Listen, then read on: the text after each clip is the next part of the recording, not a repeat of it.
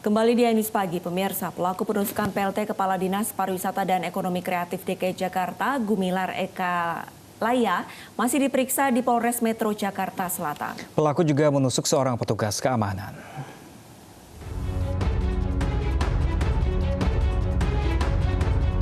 PLT Kadisparekraf DKI Jakarta Gumilar Eka Laya, Rabu siang ditusuk seseorang di kantornya di kawasan Kuningan Barat, Jakarta Selatan. Pelaku berinisial RH berpura-pura menjadi tamu dan bertemu dengan korban di lantai 2 gedung. Tiba-tiba pelaku mengeluarkan pisau dan menusuk paha korban. Saat berupaya kabur, pelaku kembali menusuk petugas keamanan. Berdasarkan keterangan polisi, pelaku beraksi seorang diri. Diduga penusukan terjadi terkait pekerjaan. Siang tadi kita mendapatkan informasi ada salah satu pejabat di Pemprov yang mengalami penganiayaan dengan cara ditusuk. Saat ini pelaku sudah diamankan dan kita sedang melengkapi bukti-bukti dari mulai pemeriksaan hingga permohonan visum ya hasil luka. Sementara itu ya. Pelaku berapa orang dan? Satu orang. Kini korban penusukan masih dirawat di rumah sakit. Barang bukti senjata tajam dan tersangka berada di Polres Metro Jakarta Selatan. Dari Jakarta, Sofyan Firdaus, iNews melaporkan. Pelaku pemukulan terhadap 2 petugas suku dinas sumber daya air Jakarta Timur yang viral di media sosial minta maaf. Pelaku minta video pemukulan tidak lagi disebarluaskan dengan narasi negatif.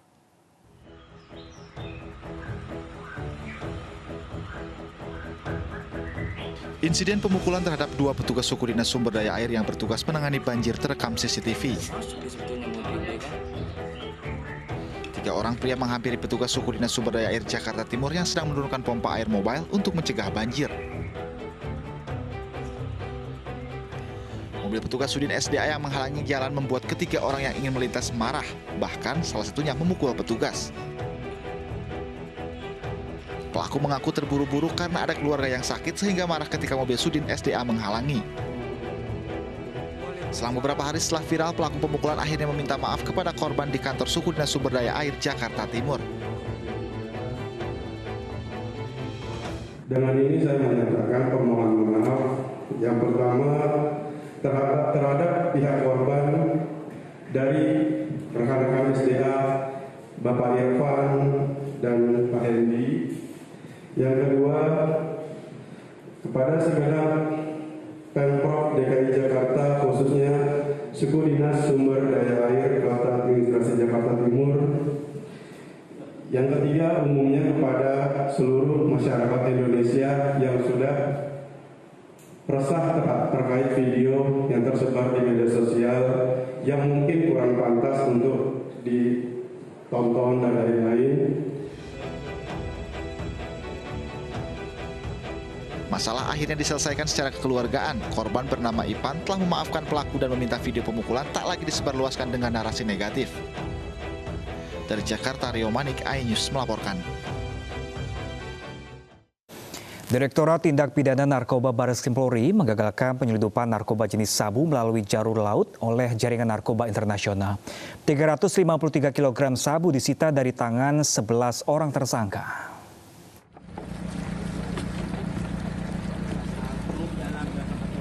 Barreskrim Polri mengamankan ratusan kilogram sabu dari sebuah kapal ikan di Pelabuhan Rakyat Desa Matang Bangka, Kecamatan Juinep, Kabupaten Biren Aceh, awal akhir Januari silam. Barang haram yang dibawa dari Malaysia ini dikemas ke dalam 343 kotak makan untuk diselundupkan ke Indonesia. Petugas mengerahkan anjing pelacak dan memburu para tersangka ke sejumlah ladang dan pemukiman di 2 lokasi terpisah yang diduga sebagai tempat persembunyian. Hasilnya, petugas kembali menemukan 120 gram sabu. Petugas juga mengamankan 11 orang tersangka. Ratusan kilogram sabu ini adalah milik jaringan internasional Timur Tengah, Malaysia, dan Aceh. TKP Desa Musanah Tambo di Kabupaten Biren juga. Jadi ketiganya TKP tersebut di Kabupaten Biren. Dengan barang bukti yang diamankan seberat 353 kg sabu, kemudian 11 tersangka. Ya. Sekarang semua masih dalam proses dan pengembangan daripada pihak kepolisian. Para tersangka dan barang bukti kini berada di Direktorat 4 Tindak Pidana Narkoba Bareskrim. Informasi selanjutnya, pemirsa, penyelidikan kasus tewasnya 6 laskar FPI masih terus bergulir. Mabes Polri minta Komnas HAM menyerahkan barang bukti penting yang dibutuhkan terkait tewasnya laskar FPI. Meski Komnas HAM sudah menyerahkan hasil investigasi, namun masih ada barang bukti yang diperlukan. Investigasi dari Komnas HAM terhadap kejadian di kilometer 50. Ada dua hal tentunya yang dicermati oleh Polri dalam hal ini. Yang pertama adalah kejadian penyerangan terhadap anggota Polri yang sedang bertugas, dan yang kedua permasalahan unlawful killing. Yang diterima oleh Polri dalam hal ini adalah hasil investigasi dari Komnas HAM yang berjumlah lebih kurang 60 halaman. Dan sesuatu yang menjadi lebih penting untuk Polri dapat menindaklanjuti daripada permasalahan ini adalah barang bukti yang sampai saat ini masih dikuasai oleh Komnas HAM. Oleh karena itu, tindak lanjut ke depan, Polri akan berkoordinasi dengan Komnas HAM.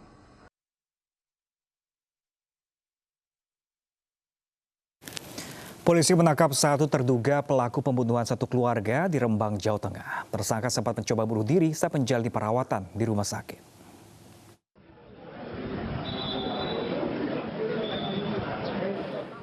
Polisi telah menangkap pembunuh satu keluarga di Rembang, Jawa Tengah. Namun polisi belum bisa menghadirkan tersangka ke publik karena yang bersangkutan mencoba bunuh diri dan saat ini menjalani perawatan di rumah sakit. Berdasarkan penyelidikan Polres Rembang dibantu aparat Polda Jawa Tengah, pihaknya menetapkan seorang tersangka pelaku Sumani, warga Dusun Pandak, Desa Pragu, Kecamatan Sulang. Sebelum kejadian, Sumani sempat datang bertamu ke rumah korban tanggal 3 Februari 2021. Polisi menetapkannya sebagai tersangka tunggal setelah mencocokkan barang bukti. Motif pelaku adalah dendam pribadi. Jadi pembunuhan berencana yang disertai dengan benturan pemberatan ini dilakukan oleh seorang atas nama Sumani yang sampai sekarang belum bisa diambil keterangannya karena yang bersangkutan sakit. Ini kita awali pada saat kejadian ini adalah tanggal 3 Februari kemarin, yang perkiraannya pembunuhan itu dilaksanakan pada pukul 21 sampai pukul 24. Sebelumnya satu keluarga di Rembang, Jawa Tengah ditemukan dalam kondisi meninggal dunia di rumahnya Kamis 4 Februari lalu. Satu di antara 4 orang yang meninggal adalah pemilik Padepokan Seni Ongkojoyo, Anom Subekti. Sementara korban lainnya merupakan istri, anak, dan cucu Subekti. Polisi menduga keempatnya tewas dibunuh. Dari Rembang, Jawa Tengah, Musyafa, iNews melaporkan. KPAI serta sekelompok masyarakat melaporkan wedding organizer Aisyah, jasa penyelenggaraan pernikahan yang menganjurkan pernikahan dini dan siri.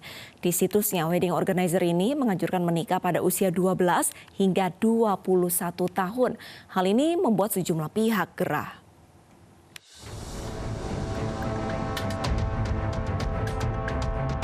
Jasa penyelenggara pernikahan bernama Aisyah Weddings menghebohkan dunia maya karena menganjurkan pernikahan dini terhadap perempuan muslim.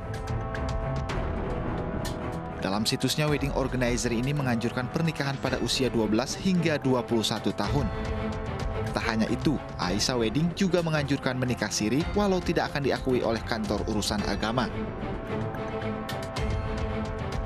Komisi Perlindungan Anak Indonesia pun turun tangan dan melaporkan wedding organizer Aisyah Weddings ke Mabes Polri. Sesuai dengan tusi kami di Undang-Undang 35, KPAI dapat melaporkan kepada pihak berwajib terkait pelanggaran hak anak. Kami melaporkan ini kepada Mabes Polri dan sudah sejak semalam Mabes juga melakukan penyelidikan ya terkait kasus ini. Dan kenapa kemudian kami concern, karena perkawinan anak itu melanggar banyak hak anak, hak pendidikan, hak untuk kesehatan yang baik gitu ya, derajat kesehatan yang baik, kemudian juga hak bermain. Tak hanya KPAI, masyarakat yang tergabung dalam Milenial Indonesia juga melapor ke Polda Metro Jaya. Kelompok masyarakat ini menilai iklan Aisyah Weddings dianggap bertentangan dengan Undang-Undang Perkawinan dan Undang-Undang Perlindungan Anak, serta terdapat unsur diskriminasi terhadap perempuan. Sementara setelah mendapat kecaman dari warganet, situs aisyahweddings.com kini tak bisa diakses. KPAI juga meminta Kementerian Kominfo untuk segera menutup situs aisyahweddings.com. Tim Liputan AI News melaporkan. Pemirsa, kabar kurang menyenangkan datang dari mantan Duta Besar Indonesia untuk Amerika, Dino Patijalal. Ya, Dino mengaku sertifikat rumah milik ibunya dicuri orang dan beralih nama di Badan Pertanahan Nasional. Sementara itu, Badan Pertanahan Nasional menyebut kasus yang menimpa rumah keluarga Dino karena pelaku memalsukan KTP.